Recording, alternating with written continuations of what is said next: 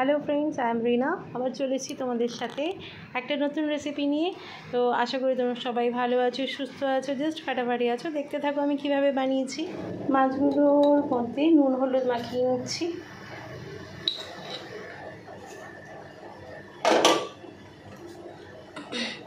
এটা হচ্ছে মোরলা মাছের থেকে যেটা বড় হয় না, যেটাকে বলে গাং মোরলা, মানে আমাদের এখানে তো সেটাই বলে।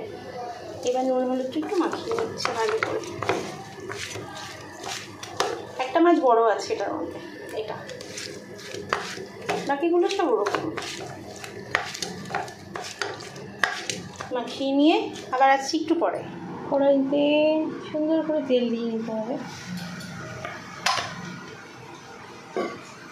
দিয়ে তেলটা গরম হোক ততক্ষণ তেলটাকে ভালো করে মিশিয়ে নিতে হবে।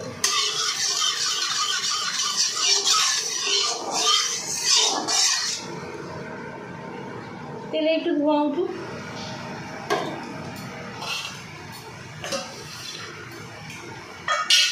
তারপরে এই মাছগুলো দিয়ে ভাজবো। এই মাছগুলো খেতে খুব ভালো লাগে।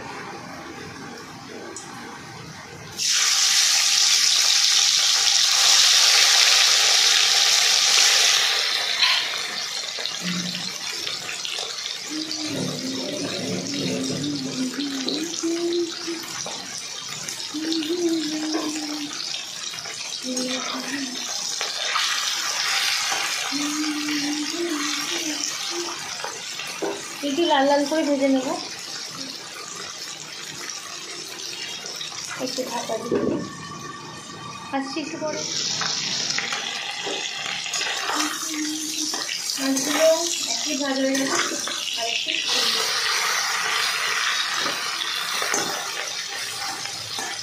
এরকম করে সবগুলো মাছ ভেজে নিয়ে আসি, তারপরে তোমাদের পুরো রেসিপিটা দেখাচ্ছি। আবার কড়াইতে তেল দিয়ে দিচ্ছি, ওই কড়াইটাতেই তেল দিলাম, হ্যাঁ, যেটাতে মাছ ভেজেছি। এবার যে কালো কালোগুলো দেখা যাচ্ছে, তোমরা হয়তো বলতে পারবে কেন মাছের ওরকম কালো কালো কড়াইতে দাগ এসছে। ওটা মাছ ভাজার দাগ, অন্য কিছু না। সামান্য জিরে ফোড়ন দেবো,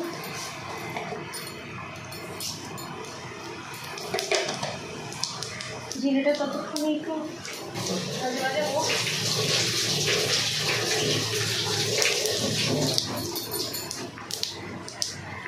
তারপর আমি দিয়ে দেবো আলু, দিয়ে এবার ভালো করে দিয়ে ভাজতে হবে। একটু ঢাকা দিয়ে দিই। এটা যতক্ষণই ভাজা হচ্ছে আমি আবার একটু ঘুরে আসি, ঢাকনাটা তুলে নিই।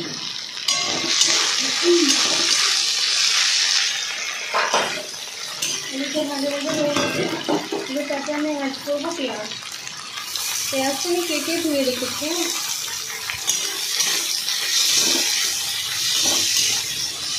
আমি আমার মতো করে করছি, যে যার মতো করে বানাই। তার সাথে অ্যাড করবো আমি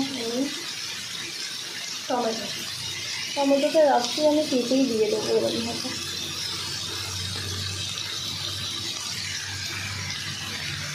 একটা গোটা টমেটো দিলে বেশি ভালো লাগে, একটু বড় সাইজের। আমি একটা বড় গোটা টমেটোই নিয়েছি, নিয়ে ভালো করে আবার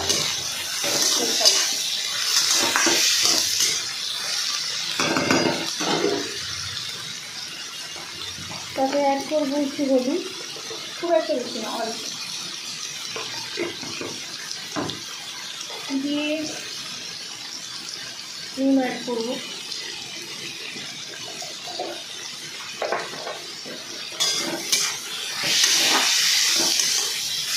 এটা ভালো করে ভালো করতে হবে।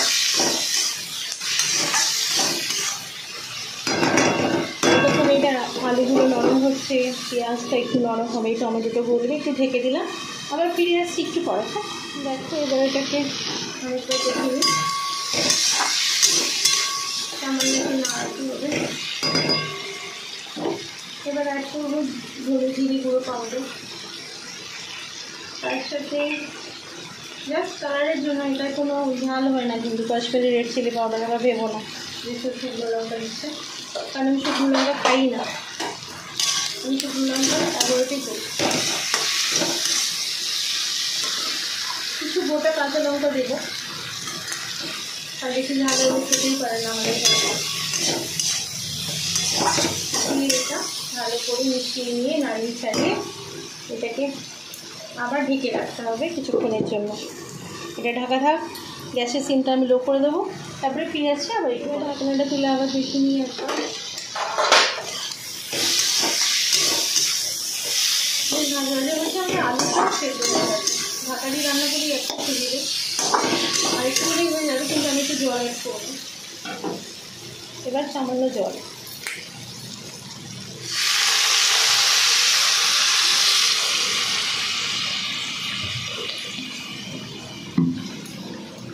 এই মাছের ঝোল হয় না, এটা গামাখাই হয়, কিন্তু আলুগুলোর জন্য আমাকে একটুখানি জলটা দিতে হলো। দিয়ে একটু গরম মশলা অ্যাড করবো, করে আবার 5 মিনিটের জন্য ঢেকে দেবো। তারপরে আসছি আবার ঢাকনাটা তুলে দেখি, ঝোলটা ফুটে গেছে, আলুগুলো দেখো সুন্দর সেদ্ধ হয়ে গেছে, সমস্ত আলু সেদ্ধ হয়ে গেছে, ঝোলও পড়ে গেছে, দেখতে বেশ ভালো সুন্দর কালার এসছে। কিন্তু তোমরা হয়তো ক্যামেরার ওদিক থেকে বুঝতে পারছো কিনা আমি ঠিক জানি না, বাট সুন্দর কালার এসছে। এবার যে মাছগুলো আমি ভেজে রেখেছিলাম, এই মাছগুলো দেখতে পাচ্ছ, এগুলো আমি দিয়ে দেবো।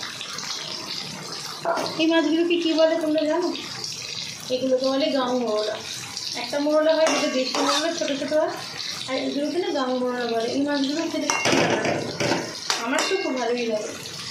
আর একটু ঝোলটা টানবে, তার জন্য একটু ঢেকেছি, কারণ এটা বেশ মাখা মাখা হলেই খেতে ভালো লাগে। তারপরে আসছি আবার মাছটা আমরা অলমোস্ট নামানোর আগে সামান্য একটু ধনে পাতা দিলে খুব সুন্দর ফ্লেভার আছে আর ভালোও লাগে দিয়ে একটু মিশিয়ে নিই, হালকা হাতে মেশাতে হবে, মাছগুলো তাহলে সব ভেঙে যাবে। তা বন্ধুরা, যদি ভিডিওটা আমার ভালো লেগে থাকে লাইক কমেন্ট শেয়ার অবশ্যই করে যাবেন, ছেড়ে যাওয়ার আগে একটা লাইক করে দিয়ে যাবেন। পুরো ভিডিওটা দেখার জন্য অনুরোধ রইল, স্কিপ না করে ভিডিওটা দেখবেন। Thanks for watching, tata.